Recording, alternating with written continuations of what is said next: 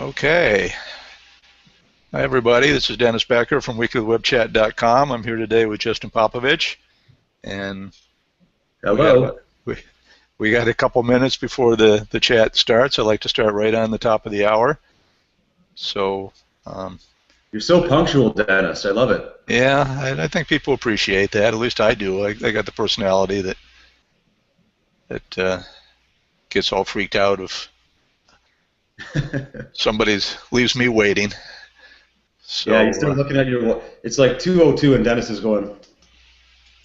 yeah, you said 2 o'clock ish. That's right. 2:02. Where No are you? messing around. uh, okay, we'll give everybody a chance to start logging in, and we get ready to go. There's always, Justin, I don't know if you're aware of it. You probably are, that there's always a lag time between when we talk and when Google Hangouts or YouTube or wherever people are watching it, when it starts being heard by others. So Yeah, I don't know. It's like a minute or something like that. 30 yeah, seconds. 30 seconds, 60 seconds, 90 seconds. I guess it varies.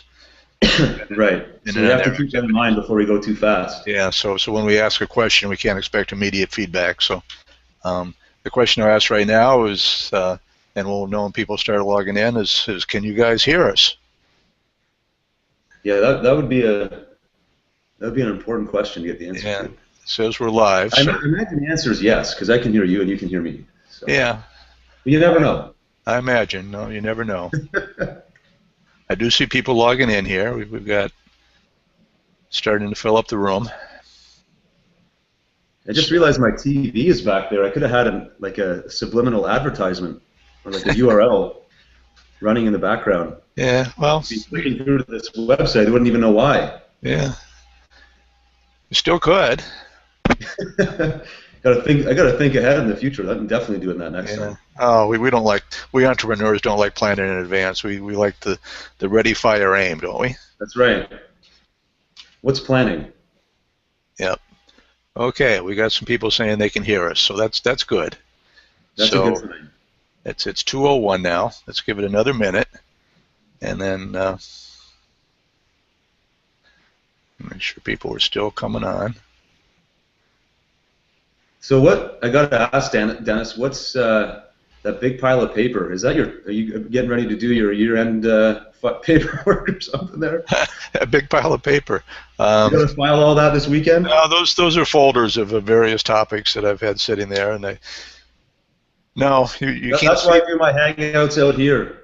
I don't want people to see my my paperwork because it's. Yeah, no, I've got a bigger pile of paper that I moved the webcam away from. That's my filing for 2014 that I got to start filing pretty soon, so I can start sending out affiliate 1099s and doing my tax work and all that. So yeah, thanks for asking, Justin. Yeah, you're welcome. You know what? If you saw my office, you'd feel really good about yourself. Trust me. Yeah, I don't know, but that's okay. All right, well, let's get started. And people that are late are late. And we will have a replay. That's always one of the questions that people ask. There will be a replay. It gets automatically downloaded and or uploaded, whatever the case may be, to YouTube after it goes through a brief conversion process, and then I'll embed it on my weeklywebchat.com blog also, where all our prior web chats are available and always will be. So I don't remember exactly, Justin, when I first came into contact with you. It had to be at least a few years ago, but we've maintained contact over the years, and I think we have personalities that pretty much mesh, where we're both entrepreneurs. We both enjoy some of the same things. I'm a member of Justin's Best Quality PLR site, and he's a member of my Earn 1K a Day site, so we cross paths there now and then also. And I guess we're both what you would call entrepreneurs, and that's what the chat today is about, the characteristics of people like us. And I expect that a lot of the people that are tuning in today or that are watching us via the replay are likewise entrepreneurs. They may not be so rabid about it as we are, but um, or have as much experience with it, or they may just be something that they want to do in the future. But um, I expect that if you're in this kind of business and you want to make a living at it, or you may have a desire to quit your day job if you still have one, you've got the entrepreneurial spirit, and we want to talk about what all that entails. So, Justin, why don't you start the discussion? And welcome. Thanks for joining me. Yeah, no, thank you for having me on. And I think, yeah, going back to your original point, I think it was around about 3 years ago now that I think we joined each other's programs and then started, promoting each other and whatnot. So it's time flies. I'm actually shocked that it's been that long. Time does fly. But yeah, I guess I guess that means we're having fun, right, Dennis? Yep, I know. Yeah. I am. Yeah, absolutely. And no, I totally agree with what you were saying about the whole entrepreneurial spirit, and that's what I want to talk about today. But even, I thought this was a good topic as well, because when you invited me to come on, I was immediately thought of your event, the Earn 1K seminar, when I was there in 2013. And to me, that was sort of the general theme. There was all these different people there. You and I got a chance to hang out quite a bit. And all these different areas of interest, people with different ideas, different visions and motivations. But at the end of the day, the one thing that kind of bonded most of us together, whether you were full-time or not, was this whole desire to be an entrepreneur, the desire for freedom or to kind of control your own path. So I thought it'd be kind of a cool topic, because a lot of these chats can get into specific marketing ideas or concepts or tactics or strategies, whereas this is a little bit more of a high level that I think can apply to everybody watching. So what I've done, and Dennis, I sent it to you ahead of time, was I put together a little PDF of points, that just some ideas that I wanted to go over, chat about them, kind of share my thoughts and ideas on them, maybe shift the floor over to Dennis to get his feedback on that. But I didn't actually publish it here, Dennis. So what we can do maybe after the fact is I can somehow make that PDF available so people can get a visual of what we're going to go through here. Okay, sure. I can put that on the website. Yeah, I've got it in Dropbox, so if there's a way, I could probably even put it in the chat now, if that makes sense. I don't know if it actually shares. We'll do it after if there's time. Yeah, we'll do it after, because go find it. It would interrupt what I'm trying to say.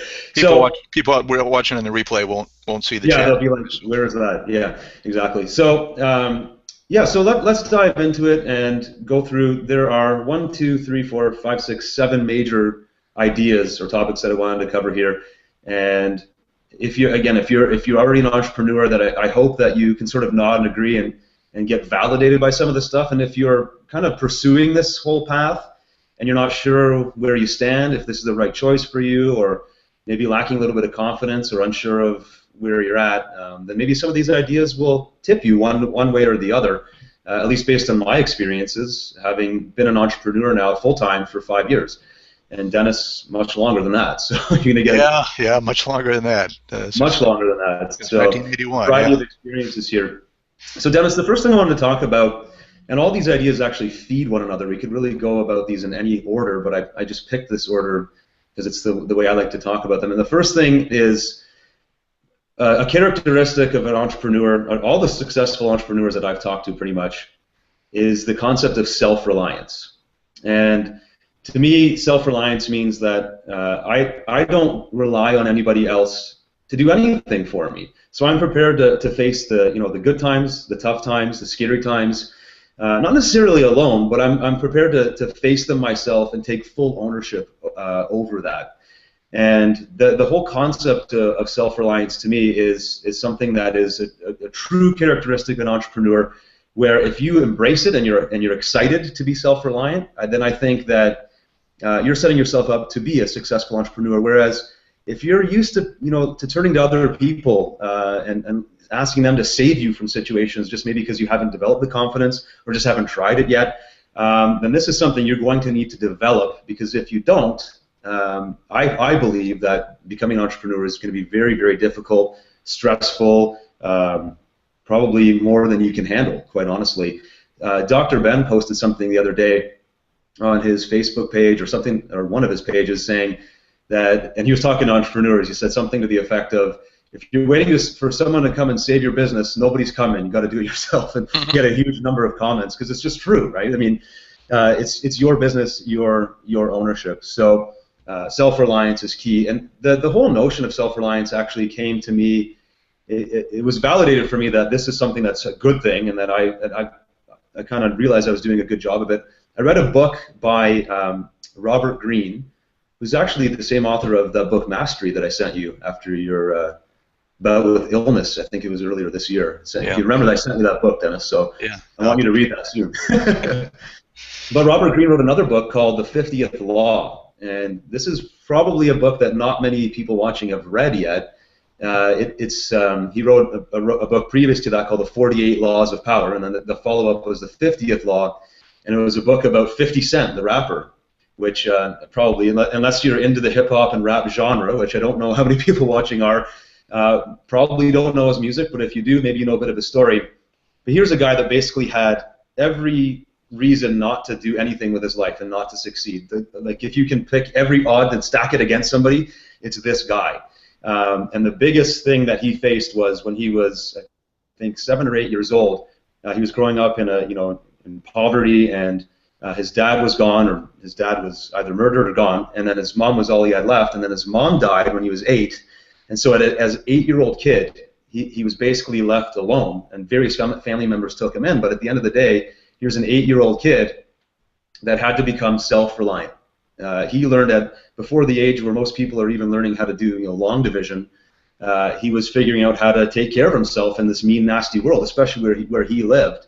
But he credits, if you go through that book, he credits that as a huge gift because he learned self-reliance, and that nobody's coming to protect him or save him or bail him out. He learned that way earlier, and it ingrained it into his soul, into his spirit, sooner than anyone else. And it became almost like a compounding interest for him. So as he evolved in his life and he got into the music business, that spirit of self-reliance allowed him to just shoot way past everybody else. And he's a massive success now, both in the music industry, but also in his financial life. I mean, he's gone way beyond just making music. This guy is a huge success by any standards, whether he was raised in a home with all the privileges or not. I mean, the guy's an unbelievable success. So that story for me was unbelievable. And even if you're not into hip-hop or rap music or anything like that, just the success story alone, and the author, Robert Greene, is brilliant. I highly recommend you read that book, and you read specifically that chapter where they tell that story about what he had to go through. I don't know what your thoughts are here, Dennis. Do you want to add anything? I mean, what's your experience with the whole self-reliance mentality? Yeah, I do want to add a few things, and you just made me want to read that book down too. So I'll get the title from you or whatever later. The 50th Law. The 50th Law. So I'm sure I could search that on Amazon and find it. But yeah, self-reliance is important. But yeah, I agree with you to an extent that you have to take ownership of everything that happens, good or bad, and be willing to fight the fires and whatever, but it doesn't mean that you have to do everything yourself. I know you do a lot of outsourcing, Justin, and so do I, and so we're not totally alone in our business, but we, as you say, have to take ownership of everything that happens with our name attached. And I think that's an important thing, that people realize that, once you become an entrepreneur, that no, you're not going to have the resources that you would have if you were working in a corporation and you had, maybe your job was to do, I don't know, if I was a programmer, so if I was a programmer and I created some software, there would be people to market it, there would be people to keep track of it financially to make sure that it was profitable, there would be people to publish it, there would be people to manage the other people on the staff that contributed to the project and things like that. Yeah, we have to be the management, and we also have to be the doer of some things. We don't have to do everything ourselves. Yeah, absolutely. And I totally agree with you there. For me, the whole thing with self-reliance is that you're still the engine behind that. You're still the mind and the motivation and the energy behind all of that. It doesn't mean you do every step. In fact, part of the whole self-reliance concept is you have to think short and long term. Well, if I just do every single thing on my own and never delegate or never outsource, then my self-reliance is going to take a hit because I'm not scaling. I'm not preparing myself for future growth. Exactly. So some of that is tuning your mind into, okay, what is a repeatable process here? What can be systemized and automated? What can be systemized and delegated to a skilled resource, or sometimes even a non-skilled resource. A lot of the stuff that we do in our businesses, Dennis, are checklist items. You don't necessarily need somebody that's going to charge you $30 an hour or $40 or more. It could be $2-3 an hour and getting these things done. So yeah, again, it's the whole idea of thinking of yourself and your own best interests, short, medium, and long term. Another point that I had here with regards to self-reliance is this mentality, and there's nothing you need to do differently. There's no experience you need to gain. It's literally like this mental shift that you make when you embrace the whole self-reliance mantra or mentality, and that is that you're going to command what you want to create in this world. You're not going to second guess yourself. There's not plan A, B, and C. This is what I intend to create, and I demand that I do everything possible to make this become a reality. And there's no hoping, there's no wishing. I don't just maybe one day my membership site's going to be successful. You decide in advance that this is what's going to happen, right? And that is a mental shift more than it is anything else, right? Sure, you have to have the experience and you have to know how you're going to get there. All those things come into play, but there's this sort of this. I don't even know where it comes from. Your core, it comes from your spirit, but just this ability to decide. And I want to get into another topic about decisiveness in a little bit. But for me, that is a huge shift. And I find some days where, like, I'll have this wave of, like, some days you're feeling confident and good about yourself, and other days maybe your confidence wavers a little bit. And on those days where my confidence is maybe on the lower scale, I take a look at, like, where is my mind in this whole thought process of I command my universe, I make things happen versus things happen to me.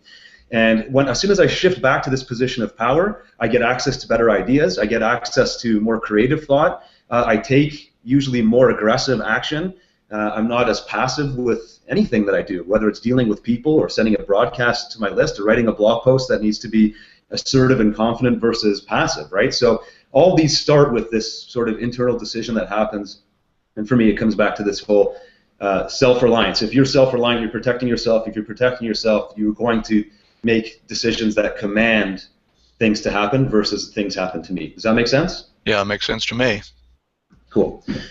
All right, so if nothing else said on that one, let's move to the next one. Again, these all sort of feed one another. We could have gone in reverse order, and we could have segued from one to the next.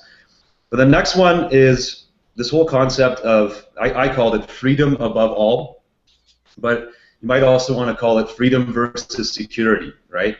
And this, mainly I'm coming at this point from the topic or from the perspective of people who maybe have a golden handcuff, a job that they don't want to necessarily walk away from because there's all these nice things that go along with it, like a salary, maybe some benefits and stuff like that. But then there's obviously a sacrifice that comes with that, right? You're sacrificing, especially if you're really driven for freedom, you're sacrificing your freedom to a degree, especially if you're doing a job that you don't like, if you don't believe in it or you just don't enjoy it, or if just your value system says that my freedom is more important to me than my security or my safety. And a lot of people, I believe, if you are not a full-time entrepreneur yet and you want to be, you need to look and evaluate at where you stand right now on this value scale. Is your freedom more important to you at a gut level than your security and safety, or is your safety and security more important than your freedom? And neither way is right or wrong. But I believe unless freedom is higher on your scale, then you're going to have a hard time succeeding as an entrepreneur because you're always going to be seduced to go back to things that fulfill this need that you have of being safe and being secure.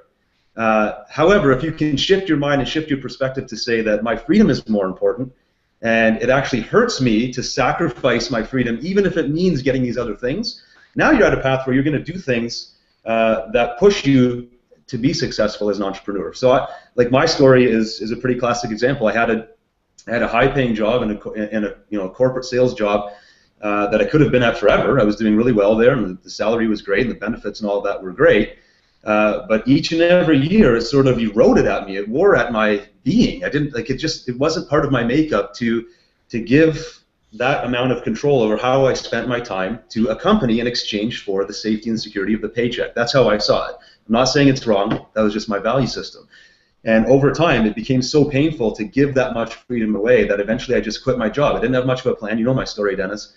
I had a bit of a plan. It all failed, and I spent a year and a half after I quit my job trying to figure out how to make money. But going back to that safety and security was more painful than giving up my freedom. So I was willing to do things that I'd never dreamed of doing when I was a corporate employee, like cold calling businesses and selling myself as a speaker and doing all these things that just seemed totally out of character for me. But it was an amazing growth experience, and I was willing to pay that price because I valued my freedom higher than I did my safety and security. What are your thoughts on this? Yeah, I can sort of sympathize with what you're saying, Justin. You didn't mention the company you work for, but it was a company that I had the highest respect for, probably of any company in the world. It's a great company. It's a great company. Yeah, it's a great company, and my brother works for them now. And I worked closely with them when I was working at a job, my first job as a programmer. They worked with our company. We bought their products, and if they would have offered me a job, and they didn't, I would have jumped at it. Let me preface my thoughts by saying that not everybody is cut out or should be an entrepreneur. I mean, if the world was 100% entrepreneurs, the world wouldn't be a great place to live, because there are situations where people are needed to do the jobs that you want stability. You don't want people just doing their own thing. You want management to be in place to rally the troops to get things done in an orderly fashion. And if you do value security and safety more than you value freedom, then maybe you shouldn't be an entrepreneur. But I don't know what made me decide to be an entrepreneur, or to actually start being an entrepreneur. I know I can remember back when I was a kid, my grandmother and my grandfather had passed away, and she had some real estate which she used as rental income. She also had a little clothing store we lived in a small town, and she had a small store selling children's clothing. So I guess some of that might have rubbed off on me. My mother worked in that store for her, and I can remember when I was a kid just dreaming about the fact that when I grew up, I would rent the space above the store. There, she had a little rental apartments there, and I would run my stamp and coin business, mail order business from that little space. And it never dawned on me that by the time I grew up, that she would probably be 90 years old and probably wouldn't have that rental property anymore. But I eventually did end up having not a stamp and coin store, but a sports card collectible store, a retail business for quite a while. So it sort of came to pass. But when I had my first full-time job, I was recruited by a company in New Jersey. They moved me out here to where I live now, and it was a software company. And I did a lot of traveling and whatever, but it was mostly staying home. My wife was pregnant when we moved, and so my son was like 1, 2, 3 years old by the time I left that company, and I had a really secure job. I enjoyed it. It wasn't that it was sucking the life out of me or anything, but it just something in me said, you know what, I'd really like to have my own business. And I don't know that I thought it through all that well, because it was just one day one of the customers of the company said, you know what, if because I did customer support and help people on the phone. He said, this is a big bank in New York City. He said, if you were available, we'd hire you as a consultant, as a contract employee. And I said, that sounded good to me. So I said, well, let me think about that. So without too much more thought, I said, you know what, I really think now might be the time to do this. And I didn't have a lot of savings. I had a possibility, not a promise, because I didn't have a contract, because I couldn't, and until I was available of a job, and just things worked out. But when I gave my resignation, it dawned on me that I'd have to start buying my own health insurance. I'd have to start worrying about selling myself as a salesman, like you were talking about, Justin, cold calling people to get business, and that was way outside my comfort zone. And the thing that really drove it home was I had a company car with the company that I had, and I realized, the day before I left, I said, you know what, I'm going to have to turn my keys into that, and I don't have a car to get to work on next week. So that was sort of a shock, but things worked out over the years, and eventually, it was a shock to my system, and I had to do a lot of things that I never would have felt confident in doing, and it sort of, over the years, it just sort of broadened my horizons, and one thing led to the other, and eventually down the path it was very, very painful, because there was some severe problems along the way that I've written about, and I don't want to belabor in this chat, but it made me who I am today, and eventually it led me into internet marketing and talking to Justin Popovich today. So things worked out real well. But yeah, safety and security are one thing, and the freedom to call your own shots is another. But just realize that when you're calling your own shots, like we said before, you've got full responsibility to make sure those shots are aimed true. Yeah, absolutely. It doesn't mean that we don't value freedom and security. We certainly want that. That's partly why we became entrepreneurs. It's just which value is higher. I find will often dictate what makes somebody make that leap to becoming a full entrepreneur. I've met plenty of people that are probably ready to go. They've probably got enough experience, enough customers, systems, everything in place, but they just can't seem to let go of that job.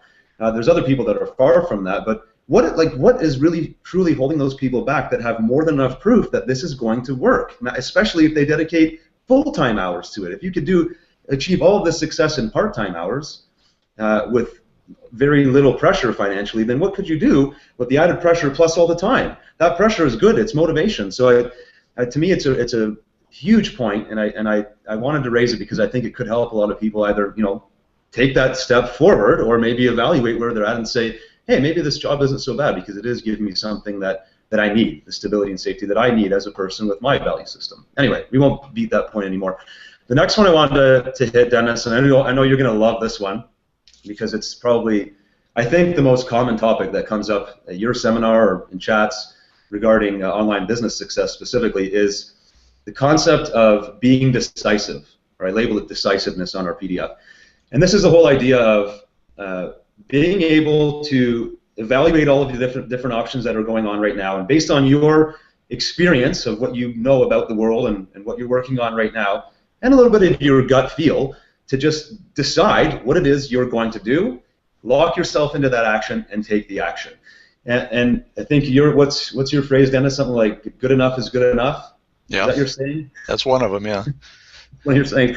And it's brilliant, because it is. Good enough is good enough. Sometimes it's just a matter of looking at what you have right now and getting going. And so many people struggle with, like one of my courses is product creation, helping people build their first product.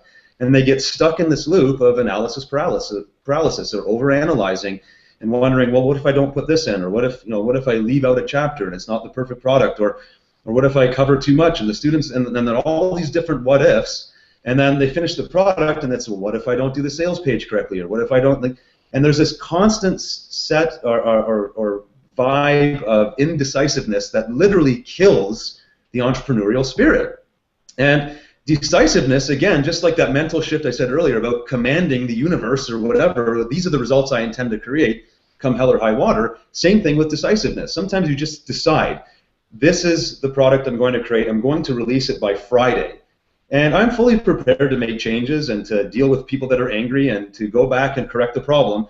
But no longer am I going to be indecisive. I'm going to make a decision. I'm going to follow it through, and I'm going to lock myself in to making it happen. This one characteristic, I believe, separates a lot of people from maybe dabbling or not getting their business off the ground to actually getting things into motion that make them successful. Now, I'm not sure about you, Dennis, but decisiveness became a way of life for me when I quit my job, because I didn't have time to sit around and whiteboard 7 different money-making ideas because my paycheck was no longer coming in. It's okay, what's something I can do this week to try to bring in some money?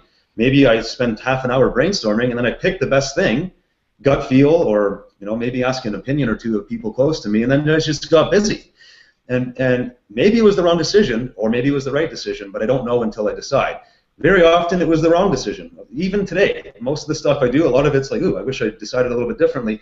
But at least I decided, and at least I took an action. I got the feedback, and now I can correct. That's how I built my entire PLR membership site. about 200 products deep now after four years. I'm pretty sure that's how a lot of your web properties got developed. It's not like you drafted this whole thing in your mind ahead of time. You evolved and you grew, but you didn't sit around thinking about it. You took action, you took your lumps, you made mistakes, you fixed them, you learned from it, and you actually probably got even better, closer customer relationships because of your willing to commit and correct the problems through your decisiveness. Absolutely. Yeah, one of the things I talked about in my original book, $5 a Day, is, as you mentioned, good enough is good enough. There are some times when you can't just throw something out into the world hoping it's good enough and it not being. I mean, if you were packing parachutes for a living, or if you were a heart surgeon or a brain surgeon or something like that, you want to be darn good at what you're doing. You don't just want to say, well, I guess I've got the right tools for the job right now, but if not, we'll fix it later. That doesn't always work, but in our kind of business, it does work, because there can always be a version 2.0, or correct a few typos in the PDF that you send out, or add a little chapter at the end if you want to, and send out an email to the people and saying, based on feedback, I've revised things, and here you go with the revised copy. I get into sometimes some heated arguments with some of the people that are in my Facebook group and in my forum, and when I keep saying good enough is good enough, and they say that no, you can't do it that way. You gotta you can't put out crap, and I say, well, to me, good enough isn't putting out crap. I mean, crap isn't good enough. I mean, that's an entirely different thing. And some of these people that are looking for what I term perfection, which will never happen, are really procrastinating more than anything else. They just want a reason to not get themselves out into the world. One of the other mottos I had from $5 a Day that's actually my favorite is failure is your friend. And it's okay to make a mistake. It's okay to even fail a little bit, because you're going to learn from it. And learning is never a failure. It's an education. A better education is learning from the failure of others, of course, but that can't always be the case. So if you're not decisive, then you're probably doing the world a disservice. One of the things I learned early on that was inspiring to me from somebody that was sort of a mentor to me way back when, and he's no longer around in internet marketing, but he said, if you have an idea for a product that can help people, and you're delaying the release of that product because you don't think it's good enough, you're really doing the people that can benefit from whatever the stage of that product is a disservice, because they really need that information that you have in your head. They need it to come out in paper and be presented to them so that they can consume it. And yeah, it's not perfect, but they may just use what you write as a basis anyway, and adapt it from there for their own particular situation. So just get it out there, help people, and move on, and and learn from it, and revise it if you have to, and so on. We really do this business as a service to others. We don't really get paid, I don't think, unless we're providing more value than the money we take in. And I think it's important to just be decisive, get it done, get it out there, and move on to the next thing. And the next thing may be version 2. If Bill Gates would have said, I'm going to wait until Windows is perfect before we release it, well, what would this world be like without Windows? I mean, I know a lot of people have Macs, but I wouldn't say that the Macs are perfect either. So, absolutely. And I'd be really curious, actually, to go and spy on some of those conversations that you had for people that are arguing in favor of delaying being decisive because things need to be perfect. Because I'm really genuinely curious, is this, these comments coming from people that are producing massive quantities of work and have generated massive followings and huge businesses, or are these people that are actually not there yet and they're just giving themselves an excuse for not taking action? For me, the quality, like you said, the good enough is good enough. If you're already thinking this way and making an argument that you need to wait and hold back, then you're already wired to be the kind of person that cares about quality There are people, I'm sure you've seen them too, Dennis, I've seen them, that they clearly don't care about quality or their reputation, they just put any crap out there. But this message applies to the rest of us who are not like that, that overanalyze it and that get stuck in that analysis paralysis. It's more important, in my opinion, your quality of character than anything else. So if you put something out that's good work, that clearly that you've put your best foot forward in the moment, you're not overanalyzing it, knowing that there's probably going to be some mistakes or people that disagree, how you react and respond to those problems, like you said with Windows or whatever, the PDF that was typo, you fix the problem. Maybe you fix the problem and you deliver something else as a thank you for for the person reporting the error and helping you become a better person in the process. It's the quality of character that's more important than that actual unit of work. Because like you said, maybe it's not written flawlessly, but maybe it's written just perfect for the person who needs that message. And by not delaying and getting it out, you've actually helped your audience or your market more than if you waited and tried to make it perfect. Fewer people are benefiting from that. So to me, yeah, I'm 100% on board with you with your good enough is good enough philosophy. One other point I had here as well is when you delay, like when you get into these modes of analysis paralysis, you mentioned the word procrastination. To me, when I think of procrastination, it's an investment in fear. Right? You can either invest into your own well-being or you can invest into your own personal growth, but every time you procrastinate or delay things because you're worried about how you're going to be perceived, to me, you're investing in fear because now you're holding back out of worry of something that may or may not happen. So I don't know about you, but anytime I invest in something, usually it grows and it comes back to me. So I don't want to invest in fear. I want to invest in things that empower me, and by being decisive and making decisions and putting things out there, even if it's not 100% perfect, I feel better, I'm more productive, and in general, that's helped me become more successful as an entrepreneur. So I think we're on the same page here. If you're good with it, we can go to the next one. Yeah, I just want to add one thing. You mentioned fear. A lot of people have what they think is a fear of failure, and that's okay. I mean, if you fail, you're going to maybe lose money, or you're maybe going to be ridiculed by a few knuckleheads that don't know any better, that don't respect the fact that at least you're trying. But I think more insidious than anything else is the fear of success, and I think that is something that also holds people back. And these are probably not the entrepreneurs, but these are people that say, if I'm successful doing what I'm trying to do, then maybe my life will change, and maybe they don't want their life to change quite so much. Maybe they don't have the spousal support or the support of their friends or family or whatever. Maybe they just want a reason to say, well, I think I'll just keep my job, and with the safety and security that comes with it. Because if I start earning a little bit more money, and then my job won't be as good as what I have, and then what's going to happen if in the future that the economy tanks, and then where am I going to be, and blah blah blah, and it just goes from there. It's the I guess negative self-talk that is going to be going around inside people's heads. So fear of failure is one thing, but fear of success is completely another. But it's, I think, even worse than the fear of failure. Yeah, no, absolutely. It's a great point. So on that note, the next topic, it's a good segue. The next main bullet point here that I wanted to cover is using fear as a tool, right? Because that negative self-talk you talk about, Dennis, or whatever your source of fear is, most of us, it is a lot of negative self-talk, anticipation of things that may or may not happen that cause us to feel anxiety and stress and pressure in this moment, even though there's nothing really here. We're just sitting, I could suddenly become fearful right now if I wanted to, if I allowed my mind to focus on things that were potentially fearful. It's not usually real, right? So it's something that's off in the distance and can paralyze us. However, it's also a strong motivator. And we talked earlier about, previous point about decisiveness. When you make a decision and cut off all other possibilities, right? I think that was one of the original definitions of decisiveness. It's like to cut off from. Right, so you're decisive, you make a decision that this is what I'm going to do.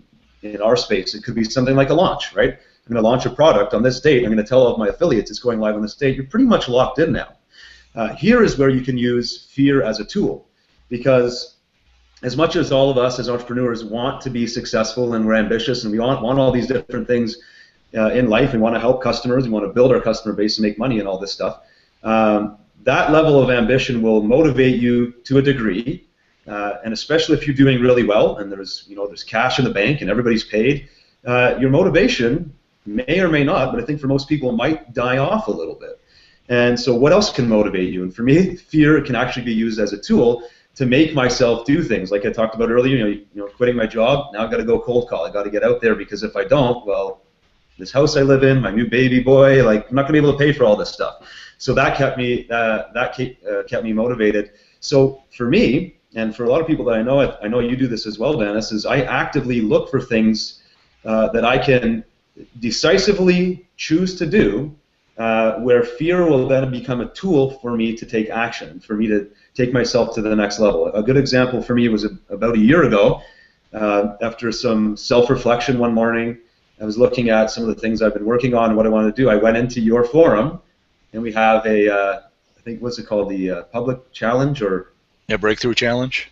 Breakthrough Challenge, and I posted a public commitment without much thought, really. I thought about it for maybe 20 minutes, and your power is in the moments of decision. So I was decisive. I thought about this thing. I was decisive. I said, I'm going to do this, and I went to Dennis's forum 20 minutes later and decided that I was going to do a 100-day content creation challenge, 100 blog posts in 100 days to my motivational or personal development blog, for a variety of reasons. I want to get into why I did it, but the point was, I knew I wanted to do this. It was something that it was a skill that I wanted to develop by creating lots of content and forcing myself to think on motivational and personal development-based topics and write and speak about them. I knew I would hone my skills, not only my ability to communicate them, but to also feel them and live them. It was something that I wanted to create in my life. And I knew that if I just wrote a little goal on a piece of paper saying, I'm going to do this 100-day challenge, that life would probably get in the way. I've got a business to run. I'm constantly talking to different staff. I'm dealing with customers. I've got all this stuff going on. I'd probably get to day 5 and then go, well, I don't necessarily have to do this challenge. It's not a moneymaker, right? It would go into my priority list. That's priority 6, so I'm not going to do it. But I posted it in your forum before I even knew how or what I was going to do for this whole thing, and that's a decisive move where I'm using fear as a motivator, as a tool, where there is no other way out, because I've publicly defined myself as this person who's going to do this challenge. And to me, there's nothing more painful than going into public, saying you're going to do something, and then flake out on that. Like, we all have this built-in need to be consistent with who we say we are and how we display who we are to the rest of the world. And that's a powerful force. So for me, the fear of not doing that now, the fear of not following through on this public commitment that I made me and forced me to do all 100 days. And trust me, there was plenty of times as soon as like day 15 where I was really regretful that I did this, because there was days I did not feel like being motivated or writing a motivational post. So I had to figure out how to put myself into a state where I could do it and do a good job, a good enough job. And at the end of the 100-day challenge, I was so glad that I did it. It wasn't necessarily a lovely process all the way through, just like going to the gym and working out isn't always a lovely process all the way through, but do you enjoy the results and the benefits of that, especially when you commit to something in the long term? Yes. So for me, I always think, well, how can I use fear as a tool? Because for most of us, myself especially included, I am more motivated to avoid pain than I am to be ambitious and drive toward these things that I want. So if I know these things over here that I want, and I'm striving towards them, what else can I stack over here to make sure that I'm not going to fall back that way? I'm going to keep pushing forward. What do you think about this whole topic? Well, first of all, I'm glad you did that 100-day challenge, because what you came up with as far as content was really great. Thank you. I wish you'd do it again. Yeah, maybe. I'll decisively pick something later, maybe. Yeah. But yeah, challenges are great. Fear is a great motivator. I mean, I mentioned when I left my last job, and I had a little bit of safety and security of an initial contract with one company that it lasted 6 months, which is what it was supposed to last. I wasn't promised anything more than that, and it might have gone a little bit later than that, but that was okay. But then after that, I had a young child. I had a wife who wasn't working because she was,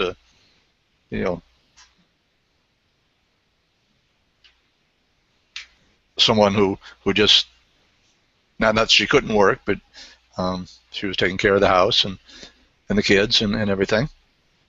And I had the responsibility to provide an income. I didn't have a lot of savings left over from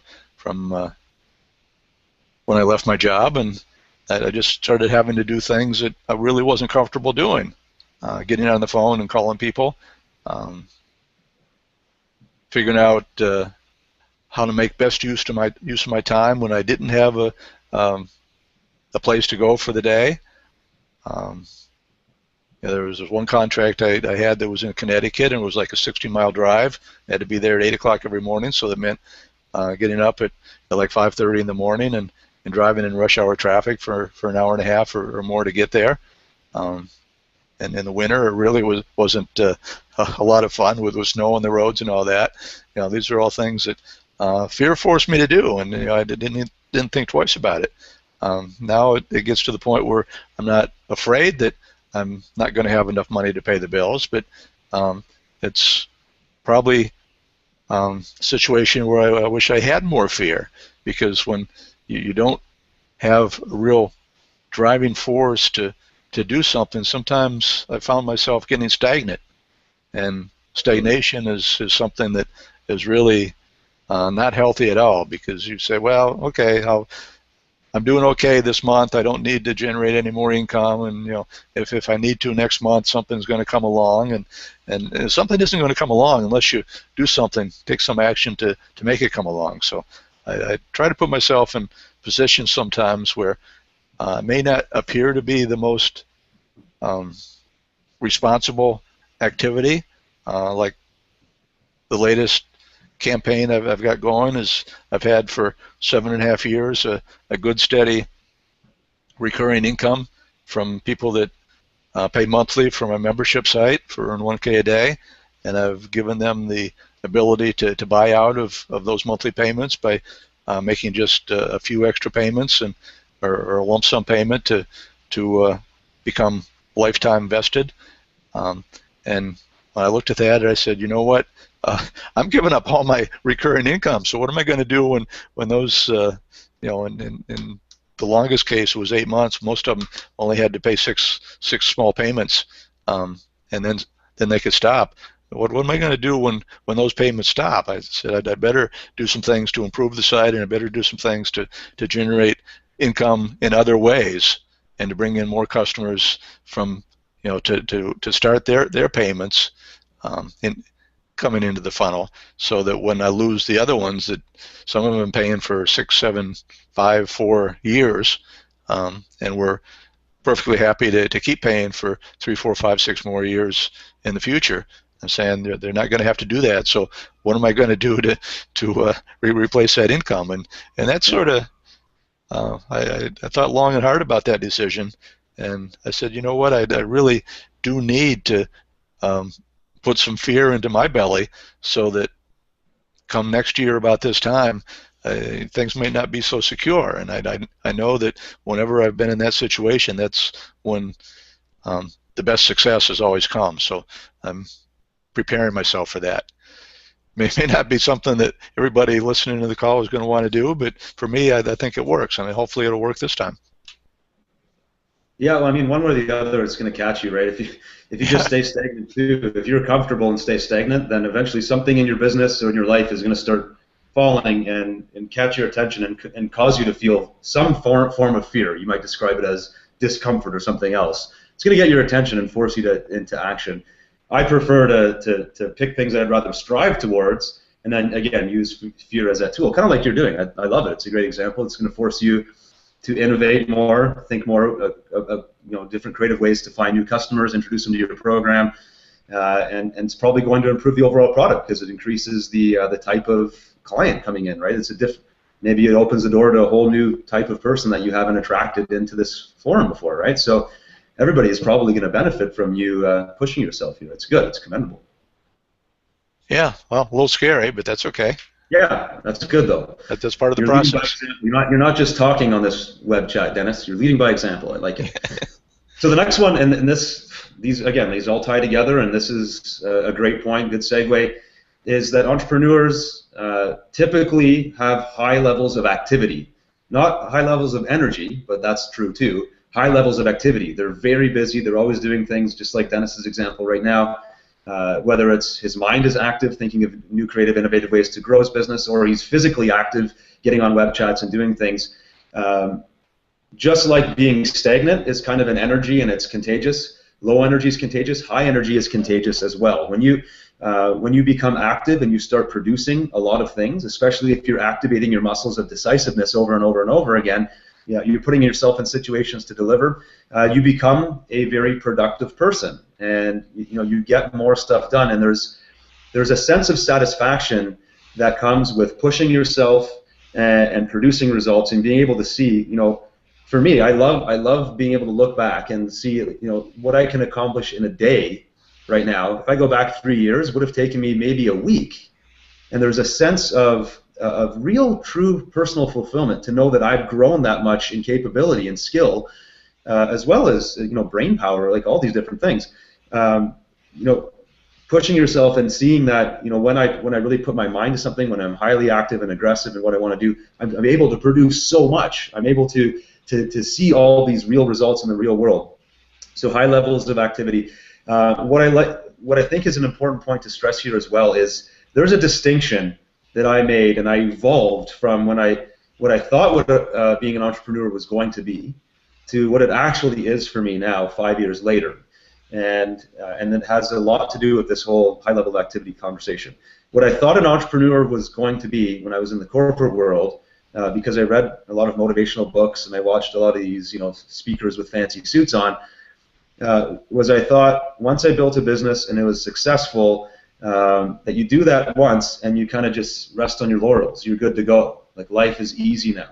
So all you got to do is start a business and have it make a lot of money for you, and then so it's going to be like work hard, work hard, work hard, reach the goal, relax. And that's not true at all. That doesn't exist. If you look at the most successful people in the world, like people that have achieved more success you could even dream of. They got there, and then if they didn't have something else to do, most of the time their lives fell to pieces. So this whole notion of, and I think a lot of people still think this is, work hard, build a successful business, then one day you can relax. This whole then one day relax thing doesn't exist. What really exists is finding work that you're fulfilled by so that regardless of how much money you're making in it, when you do this work, you get such a sense of satisfaction of what you're able to produce that the work in and of itself is the reward. And so I'm going to get into my next point, but like it doesn't even matter what you're doing. Like for me, I got into the PLR business kind of by accident. I didn't one day write down this vision board and say I want to be the best PLR provider ever. Didn't even know what PLR was when I was starting. I barely knew what it was. But there was things that were driving me, and as I got it, as I looked at work for what it really was, it was an opportunity to grow, to develop skills, to express myself more thoroughly as a person. To grow both personally and professionally. Now I look forward to working, and I naturally have high levels of energy, and I produce a lot of different results and activities because of this whole notion that that I work for the enjoyment, for the reward of working in itself. So that's not necessarily something everybody wants to hear, but for me, it's totally true. I don't know how true that is for you. For a lot of the people that I've talked to, it's totally true. They don't have to work. A lot of people successful entrepreneurs, they don't have to, they choose to. Yeah, I'll agree with that. I think that during the periods when I've been the most quote-unquote stagnant, and I still have enough money coming in, so it's not a big deal financially, but I come to the office by choice. I could work out of my house, which I guess you are, Justin, but I have a little office so they can be non-distracted by other things going on. And when I come to the office and I really don't have anything to keep me really busy, I'll still find things to do. I'm still going to be here for a certain number of hours, like from 9 to 5 or 9 to 4 or whatever, if I want to take off early or whatever, since I have the choice. But I find that regardless of how many hours I have in the day, I'm going to still be tired at the end of the day, whether I do anything that's worthwhile or not. Like yesterday, I had a problem with Dropbox. Actually, it wasn't with Dropbox, but I thought it was with Dropbox. And one of my files that were syncing to my home computer got corrupted versus the office computer, and it was a really important file, and I was really all panicking, and I running around like crazy trying to figure out what was going on, and I eventually did. I eventually got it corrected, but just the time just flew by, and if I would have just not had anything to do that night, I would have gone probably downstairs and watched a little TV and gone to bed early or whatever, and been more tired than if I was doing something that really was important to my business. And we all have the same number of hours, whether it's me or Justin or anybody on this call or Donald Trump or Bill Gates or whoever, and we all can get a certain amount of work done. Some of us need more help than others if we have huge companies like Bill does, but he still has activities to keep him busy. If he's not, I guess he's not actively involved in Microsoft anymore, but he has his foundation to run by choice, where he gives away billions of dollars every year, and everybody that's on this great planet has to have something to get up in the morning to do, and if you're not going to do anything that is of particular importance to you, you're still going to feel tired at the end of the day. So you might as well do something that makes a difference. Yeah, and something that gives you energy and takes that tiredness away and actually makes you feel alive. Right. Like I know you're totally going to agree with this point, Dennis, but the whole idea of high levels of activity, when you become an entrepreneur, I said it earlier, it's really a vessel for you to express who you really are and what you're capable of doing. And so even things like you do this all the time with over-delivering. Like somebody joins your membership and you give them, I don't know, put a number out, 50 times more than they paid for. I'm sure you don't do that just for the money. I'm sure there's a certain sense of reward to know that somebody just gave me this, invest this relatively small amount of money, and they're getting so much more in return that you just generally feel good about that. I know that if I can do a promotion or a blog post or anything, and I just feel like I can pour so much into this, that what they're expecting and what I actually deliver blows their mind. There's a sense of reward there, and so if you can find those things that do that for you, and maybe it means getting out of the job you're in right now because all that busy work you're doing is draining you, and find something where you actually pour yourself into it and there's a reward for that work. That's a key part of all this, and it kind of leads to my next point. I don't know if you wanted to touch on that anymore. No, go ahead, Justin. Yeah, because so it takes me to the next point, which is about pure focus, and really the underlying message is this whole, the money, follow the money versus follow your passion discussion, right?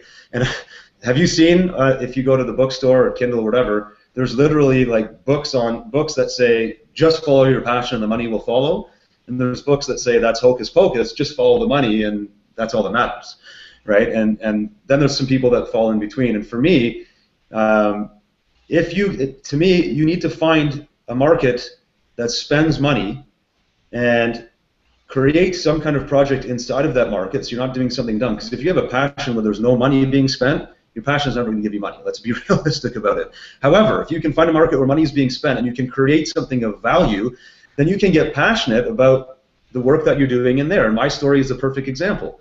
I quit my job as a software sales consultant to become a self-help coach and a motivational speaker, and that didn't pan out. For the first year and a half I tried it, I just wasn't making any money doing it for a variety of reasons. That led me to building websites, which was working. I made money. That led me to online marketing, which led me to PLR. I created a business, and I was suddenly super passionate about PLR. It wasn't something I ventured out to do, but I became passionate about building a good company and building a good product and having good customer experiences. And so for me, this whole point that I'm trying to make right now is pure focus. If you find a single vehicle or a single business model, it's very, very important that you stick to that model and give it the gestation time required for it to blossom and to grow. Biggest problem by far, Dennis, I'm sure you would agree, in our business right now, is in the whole internet business, any kind of business that you're in, is it's so easy to jump from one topic or one business model or one idea to the next. And this happens to so many people. Most people I talk to have committed this sin. I used to commit it. You have a little win, and then you go to something new. What are you doing? You had a win here. You had a proven model of success, and you didn't pour any more effort and energy into that. people don't give something that's working long enough for it to work. And I have a great example. I had a coaching client last week. She's been doing transcriptions. She's been in the transcription business for a number of years now. Has a bunch of clients. I'm one of her clients. I love hiring her. She's great to work for, or great to work with. In fact, she does better work than most because she'll transcribe an audio like this or video like this, take out all the ums and ahs, and actually make it like an ebook so you can read it and not feel like you're reading an interview, right? So there's real value here. But I guess she hadn't really spent the time marketing and getting enough clients, and she's thinking, geez, I really need to do something here. I'm thinking of getting into coaching, and she wanted to take a totally different path. And I talked to her for a little while, and I'm thinking, this is exactly the problem that everybody commits that I talk to. You have something that's working. You've been doing it for, in her case, for a number of years. Do you just need to re-examine what's already working and find things about what you already do to get passionate about? This could also work for you, by the way, if you realize after this conversation that maybe you're not the entrepreneurial type, you can find ways to get re-passionate about your job. But for her, it was a matter of looking at what she's already doing and focusing back on that. If she wanted to become a coach, think of the huge learning curve. If her problem is generating revenue right now, and you go from a transcriptionist to a coaching business, you're starting at zero. You've got so much room to make up before you can even make money, whereas you're already a transcriptionist, you already have the resources and the knowledge and even a bit of a client base to make that money. What if you poured all of yourself into doing this even better? And that's what we had her focus on. By the end of the call, she was so excited to just refocus on her business and try these new ideas that I gave her, whereas right before that call, she was getting ready to break that focus and go on to something new. This is something I encourage everybody, that if you found something that's even worked a little bit, that's a good sign, because it means that it's probably going to work again if you try something similar. That's exactly how I got into the PLR business. Was desperate to make some money because I was so sick and tired of doing paid client work that one day I went to a coffee shop, wrote an ebook in like 4 hours, posted it on the Warrior Forum, just one little forum, or one forum that sold PLR. Wasn't the only place to sell it, and it worked. I didn't make a ton of money, but I made a couple $100, and that's what I was making for a few hours of my time anyways, and this thing continued to sell. So I put in one unit of work, and I kept making money. So what did I do? I did the exact same thing again. I wrote a second book and published it at the Warrior Forum again. It made a tiny bit more money. Not a lot, not life-changing. So what did I do? I did it again. I did it now 200 times almost. And here we are 4 years later, and I have a business that totally funds me, my business partner. We have a staff. That's how entrepreneurs, true entrepreneurs, operate. Is they find something that works, and they do it over and over again. They go through the boredom and those phases where it feels like, oh man, same thing over and over again. No, you just have to become a new person and innovate and make that thing more exciting, and just get better at what you're already doing well at. Does that make sense? Yeah, absolutely. I mean, I had this problem back when I was struggling too, just jumping from one thing to the next, and you know, I didn't see it in myself at the time, but I see it in a lot of people that follow me now that ask for my help in the forum or whatever, that they have a talent for something, and they give it a little bit of effort, and it doesn't work right out of the box. So they say, well, let me try something else, and there's always something else, you know, maybe a Warrior special offer, or some other ebook or some other video course or whatever that comes along, and they'll try that. It's the bright shiny object syndrome, I call it. And you know, I had that problem myself, and I went through that for 3 years, and it was very painful, and I racked up a lot of debt doing things like that, and until I decided that I just had to sit down and simplify and focus on one thing, and that one thing worked, and I kept doing more of it. I was sort of inspired by John Reese. I'd read something that he had wrote about, if you can make $1 in this business, you can make $1 million. Just do that one thing 1,000,000 times and scale up. Yeah. And I started scaling up, and people started to notice, and I was encouraged to write a book about it, which I did, and one thing led to another, and you know, that led to my forum, and led to a bunch of other things, and a lot of great friendships over the years, which is just as important as anything else. A lot of people and partners that have helped me grow and have helped me succeed, Justin being one of them. But yeah, it's focus is super important. You have to find something that you're good at. You have to find something that, whether you're passionate about it or not, I like to tell people that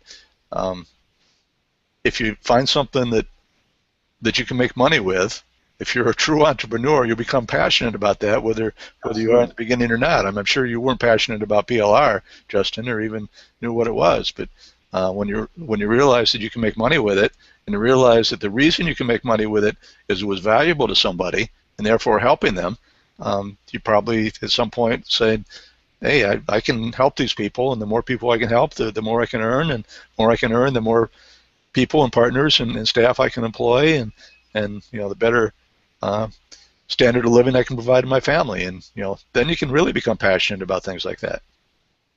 No, I love what you just said. Perfect. It's perfect, and it's so true, especially when because the bright shiny object syndrome is usually, in my experience, anyways, it's motivated by somebody going, well, I'm just doing this because it's a moneymaker. I'm not really passionate about it. It's almost always the same. I remember somebody even in your forum once said, I'm doing PLR and I'm making money doing it, but I don't feel like I can change the world with PLR, which is a valid concern, right? If you don't feel like this is what your calling is, then yeah, that in itself is like self-sabotaging your own success, right? You're having a win, you're making some money, but there's this bigger part of you saying, well, this isn't really making a difference in the world, so I'm not going to do it anymore. But to me, like I go back to what you said. It's about finding the significance in what's working, right? What's making money. But really, it's that sense of significance. Is it really that you want to do work that you're passionate about, or is it when you do this thing, people get value and you get a sense of significance from that, whatever that thing is, whatever the widget is you're building. If you're delivering it to your customers and they're showing appreciation and gratitude and they're really liking what you're doing here, to me that's passion, right? That's like, oh wow, that's all the reward I need. Sometimes just reading a testimonial, one single email, is more exciting, and I'm sure you've had this experience, Dennis, than sometimes a huge paycheck, right? You get that one, somebody says that one thing, like, oh my goodness, your work did this for me. I'll read that thing 100 times. I have an Evernote. I have a success log. Anytime somebody says something nice to me, I have this success log, and I copy it from email or Skype or Facebook, and I paste it in there. And I have this giant list of things, that make me feel like my work is significant, especially on those days where I'm like, oh, well, it's just PLR. Is it really doing anything? Well, yeah, it is, because look, this is proof that what I'm doing actually matters. And so I think maybe we don't necessarily want passions as much as we want to feel significant that our work has meaning. So to me, that's how I do that. I highly recommend, for those of you watching, if you're not doing it, create a success log where you can track all this positive feedback that's coming in, whether it's a nice compliment somebody gave you, a testimonial. Sometimes I even put things that are a bit on the constructive criticism side because they were valuable. They were gifts to me. They were blind spots that I didn't know I was doing. And I was grateful for that feedback because I didn't know that I could have improved in that area, right? So use Evernote or use a notebook. Evernote's better because then it's in the cloud and you can visit it whenever you want, and just start saving these things. They'll help you maintain that focus that you need to persist through what will probably be a bit of a hike, a bit of a journey to make whatever that small success is right now turn into a big success. That's a great tip, Justin. I never thought about that, and I'm going to start doing that myself. Yeah, absolutely. It makes a big difference. All right, so last but not least, Dennis, moving from, there was a couple things in the earlier point I didn't talk about, but we're already getting into an hour here. So let's go to my last one, which is the whole concept of true confidence. And when you do a lot of the things that we're talking about here, when you fully embrace the entrepreneurial spirit, and you learn to become decisive, you learn to use fear as a tool, and you're the kind of person that's always taking action and trying to over-deliver, you're fully expressing yourself, that requires a lot of work. It requires, in our business, a lot of mental concentration, focus, long hours in some cases. I think I've told you a number of times, Dennis, I get up every day around 3 o'clock in the morning, sometimes 3:30, depending on when I went to sleep, because I want to pour into myself and into my business. But over time, when you do that, I've been getting up super early for like 3 years now. And over time, you start to develop a certain visceral level of confidence because you know that there's nobody that's working harder at this topic than me. There's nobody that can outwork me here because I've dedicated so much of my soul and my spirit and everything and my mental energy to this thing that there's this confidence that cannot be taken away from you. Even if you get jitters when you go on stage or if you're nervous when you do a launch, those are just natural reactions to your environment, but there's this underlying base of confidence that never goes away. It allows us to get on a web chat like this, Dennis, and just speak off the top of our heads. Maybe we wouldn't have been able to do this 5, 6 years ago, but we can do it now because we're talking about things that we live and we breathe and we know, and we're not just saying it and making it up and then study it. This is stuff that we live. So that level of confidence to me is a huge reward. It's a level of confidence I did not experience very much when I was a corporate employee, because when I was in corporate employee, I was never pushing myself. I was never doing a lot of these things that I've had to do as an entrepreneur. And so a lot of my true being, of who I really was locked under this facade of how I needed to be as a corporate employee. When I became an entrepreneur, I was forced out of that shell. I was forced to do all these different things, like cold calling, I've done like 1,000 YouTube videos now or more. These things I'd never imagined doing before, but each and every one of those was like a little investment, a little deposit of my bank of confidence, personal self-confidence that never goes away. And so for me, that is one of the biggest rewards of becoming an entrepreneur. I'll let you kind of comment on this, Dennis, but that was my main last point here. Yeah, no, absolutely, Justin. I don't think about it much, but yeah, there's been a definite change in my attitude when, and as you mentioned before, you get a lot of emails that really make your day. Yeah. Praising something you've done, or when somebody really is sincere about how you've done something or said something or written something that they say changed their life. It really makes you feel humble and great. But for every however many of those, there's one or two people that send you an email saying how something you've done is so awful, and how you're a horrible person, and all internet marketers are scammers and all that, and those increase with the amount of reach that you have. Yeah, right, exactly. But I used to let that bother me a lot, but it doesn't bother me so much anymore. I mean, I do take the time to read, and I don't just trash them. I do think about things that people say. I have a saying that has become one of my favorites in recent years, and that I gotta formulate it. Something that you can't. Let me come back to that because I lost track of what I wanted to say. But you can't please. Your own pattern. Yeah, I ruined my train of thought. You can't please everybody. Nothing is for everyone, but everything is for someone. Is what I wanted to come up with. Yeah. And when we send out emails, for example, promoting something that we truly think is going to help somebody, it's not going to help everybody that's on our list, because we got with a fairly large list, we got a big cross section of people that are doing all sorts of different things and at different points in their career, different levels of expertise.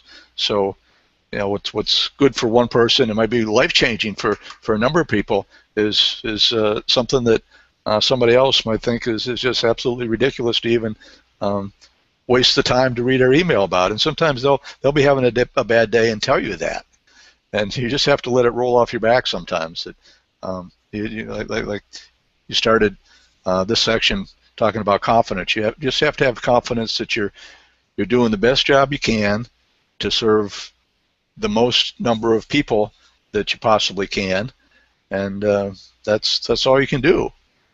We're on this planet for just a limited period of time, and when we get to our last day, if we're lucky enough to realize it's our last day, you just have to look back on what we've done without regret. And I would regret not doing my best to serve as many people as I can, even if it meant really annoying a few other people.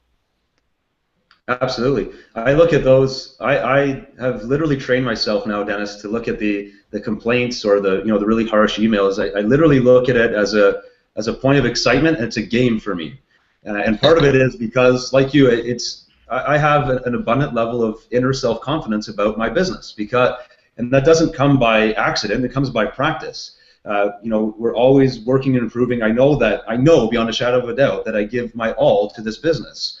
So I have no problem standing up to anybody that has a problem with it and facing that person. And I don't ignore the person. I sometimes get on the phone.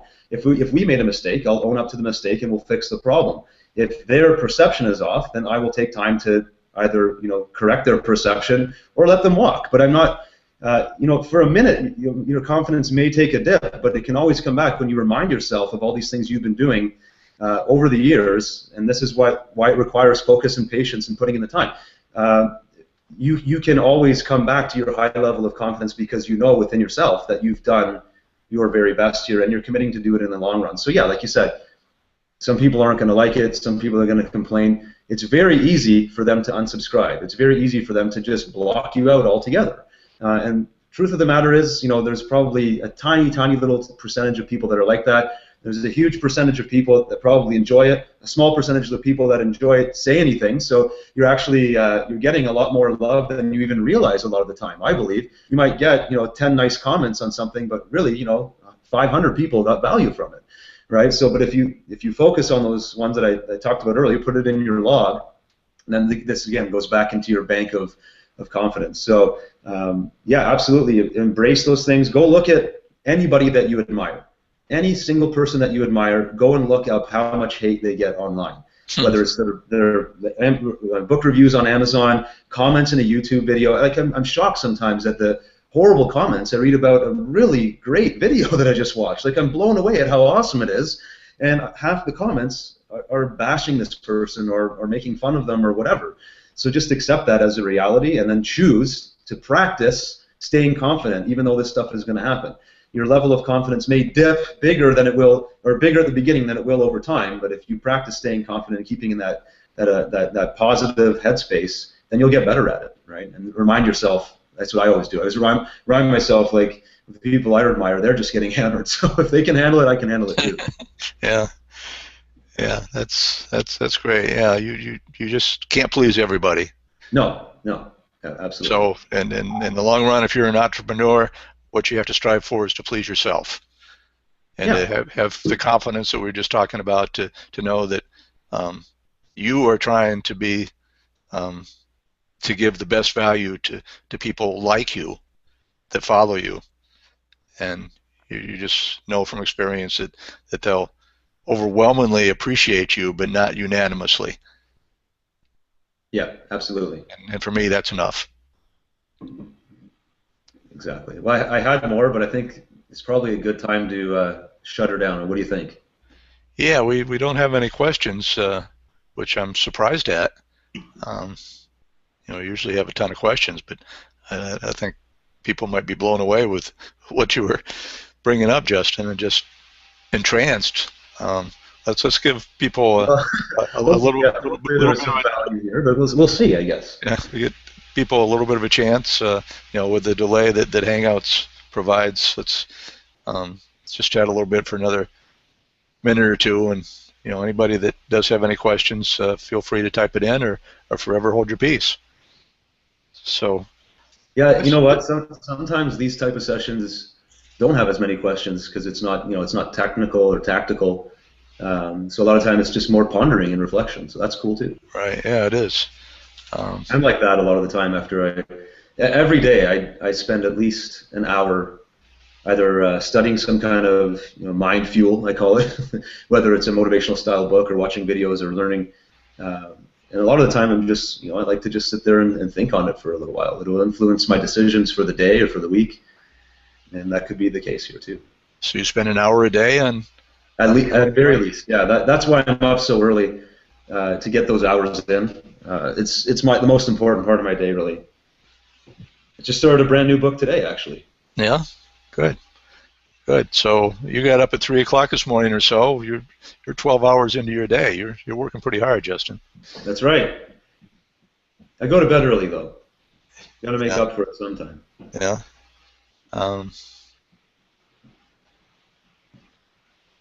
Yeah, good. Two mics have replied that saying good stuff. Awesome. Yeah, looks like we got some good feedback here. Yeah, so some of what you said really hit home. Good. That's what we wanted to do. Excellent. which I think has been the case with all of your web chats, Dennis. So congrats to you for putting this together. It's a good idea. I have a lot of good friends that are willing to chat with me. There you go. I have more friends online than I have offline by far. Me too. Yeah. It's kind of surreal. And then you go to your seminar or something like that. And you meet them all in one day or one weekend, and it's kind of mind-boggling. Yeah. Kelly says thank you very much. Thank you, Kelly. I'm curious what Kelly that is, because we both know a few of them. So. Yeah.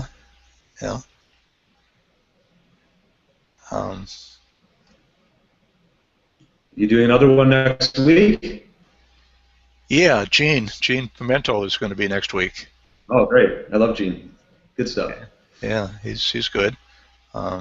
Speaking of Gene, he's been at all but one of my seminars as a speaker, and I'm trying to get Justin to be there next year. He couldn't make it last year because of the timing, but he was there the year before, and timing looks a little more promising this year. Yeah, the year before, it was that video you created after the first day really cracked me up, where you lugged that big plant in your room over in front of your webcam. That's funny. I get more comments on that video than some of the free content that took me like 4 days to create. People are like, I remember you from the plant video. I'm like, really? Okay, maybe I should just start picking up plants and forget the content. Yeah. Yeah, plus it's a good workout, right? That's right, yeah. My biceps were a little sore the next day. Yeah, that was great. But yeah, we're doing it next year, June 12th to 14th, so it won't be quite so hot in Las Vegas. It'll still be relatively warm, but it won't be 110 degrees or 115 degrees every day, I don't think. It might be. I would embrace any level of heat at this point, to be honest with you.